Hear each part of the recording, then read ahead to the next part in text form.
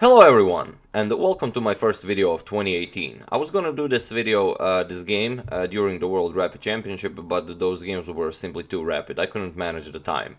This is a game from round 10, and although Jobava Baadur had an excellent first day, I think he finished in shared first place with Vladimir Fedosev, his luck kinda ran out throughout the tournament. This game he's playing against Shakhriyar Mamedyarov, and it's quite a wild game. There's a brilliant tactic involved, and I will let you find the winning move for yourselves. So let's see this game, and of course I hope you all had a very nice celebration of the new year if you were celebrating it. So Jobava here has the white pieces, and he plays d4. We have knight to f6 and bishop to g5, the Trompowsky attack. Knight to e4, bishop to f4, and now d5. f3, knight back to d6, knight to c3, and e6. e3, bishop to e7, queen d2, knight to d7, queenside castle by Jobava, kingside castle by Mamedyarov, and king to b1. We have c6 and bishop to d3. And already this is move 10. Mamedyarov goes for some kingside expansion with b5, planning ideas like b4, maybe a5 and only then b4. And already you can see that Black already started his attack on the queen side, and Jobava still hasn't pushed either g4, h4, or whatever his plan is. And here he definitely has to find a plan. Sure, pushing on the king side is definitely what the white wants to do here, but maybe, you know, you're gonna be behind on time, like I said, Mamedyarov already started expanding on the queen side. And here maybe a principled move would be something like e4. Your opponent attacks on the queen side, maybe you want to break open the center. But in this position, Jobava decided to play bishop captures on d6. Bishop captures on d6 and f4 now. And this immediately allows Mamedyarov to push b4, and he does. Knight c2, e2, and c5 now. D captures on c5, knight captures on c5, and knight to f3. You have to develop your pieces as well. And a5 by Mamedyarov. And already you can see that Black's pawns are very close. a4 is coming, b3 is coming. This will completely bust open White's king's defenses. We have knight e to d4, and it's a great square for the knight. Jobava is guarding e5, so no e5 can ever come. This knight will be an excellent piece here. Also, it will be able to help out with the defense. We have a4 and now h4. Now Jobava starts his own expansion on the king side. Bishop to a6, g4. We have queen to b6 and king to a1. And instead of this king to a1, the king is actually pretty safe on b1. There is really no reason to play king to a1. King to a1 was actually the losing move. Here, Black is definitely better. White might have simply continued pushing h5 and try something there. Knight to e5 is an idea. But king to a1, it was probably played with the idea that the king doesn't stay on the b file, as the queen is also occupying the b file. But king to a1 actually loses the game immediately, and this is the position I wanted you to see and find the winning move. I will give it a couple of seconds for you to decide whether you want to try and solve this for yourselves. So do try it.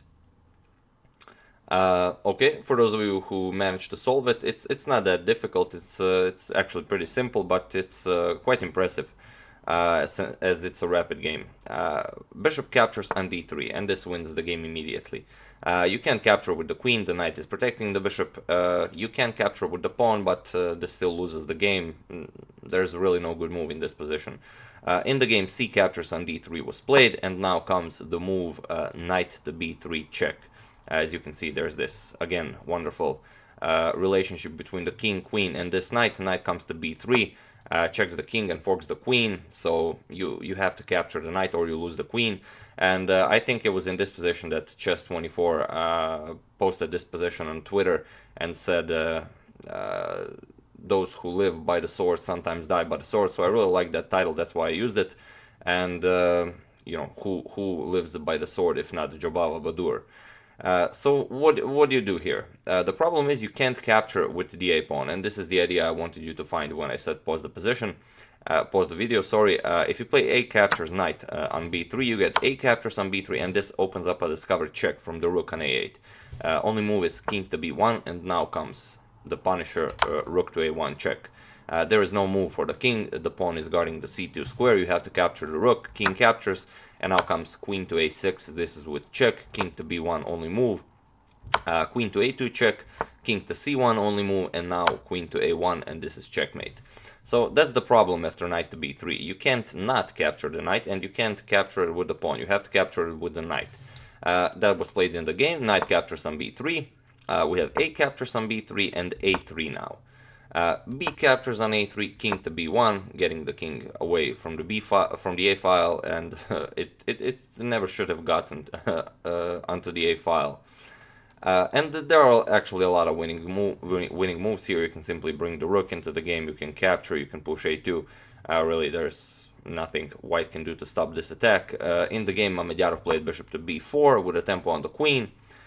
Queen to e2, and now a captures on b2 with the threat of well, you have to capture the pawn. Of course, if you capture with the king, rook to a2 checks the king, you lose the queen.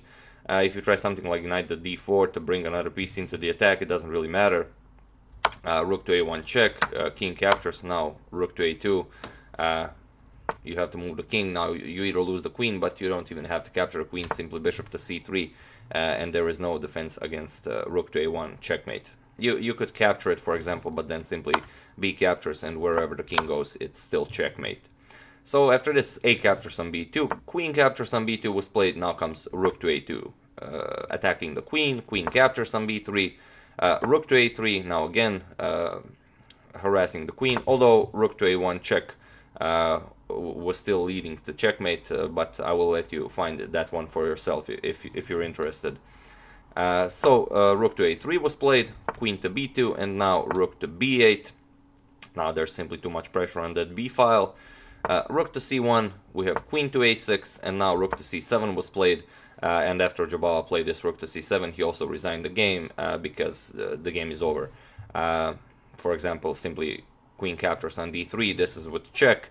And the king doesn't really have any moves. If you play queen to c2, simply bishop to d2, this opens up a discovered check from the rook on b8.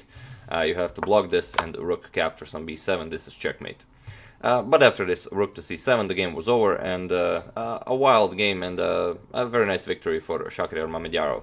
I haven't checked the FIDE world rating list as of 1st of January. I don't know if Mamedyarov is still in the top 10, but I don't think he played any classical games in this period, so he probably still is. I will have to check.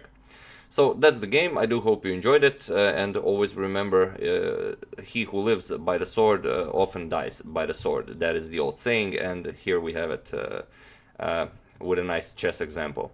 I would like to thank Mikhail Ippolito and Jan Nohel for a contribution to my channel. Thank you a lot, I really appreciate it. As usual, you can check 2 of my previous videos here. Thank you all for watching, and I will see you soon.